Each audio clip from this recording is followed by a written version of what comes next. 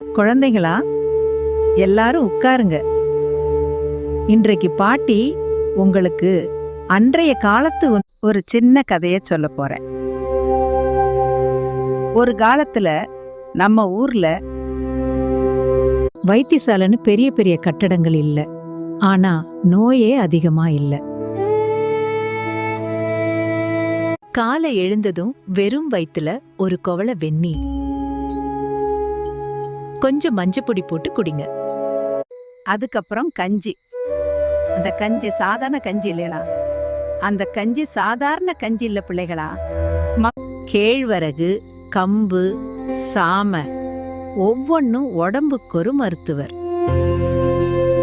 காய்ச்சல் வந்தா மாத்திரை இல்லை, சுக்கு மிளகு திப்பிலி போட்டு கஷாயம் செய்து கொடுத்தா போதும். சளி வந்தா மஞ்சப்பால், வயிறு சரியில்லைன்னா சீரகம் கலந்த தண்ணி. சாப்பாடு எல்லாமே அளவோடு. பசி வந்தா மட்டும் சாப்பிடுவாங்க. அரிசி சாதம் கூட நெய்யோட இல்ல.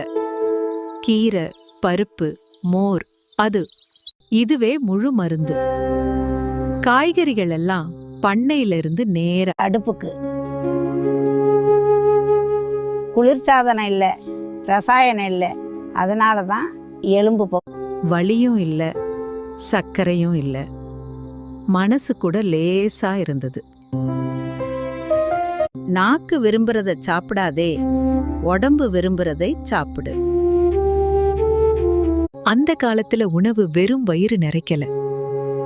அதில் அன்பும் உழைப்பும் இயற்கையும் இருந்தது. அதனாலதான் பிள்ளைகளா, இன்னைக்கும் நம்ம பழைய உணவுகளை மறக்காம அன்போடும் அளவோடும் சாப்பிட்டா உணவே நமக்கு மருந்தா மாறும்.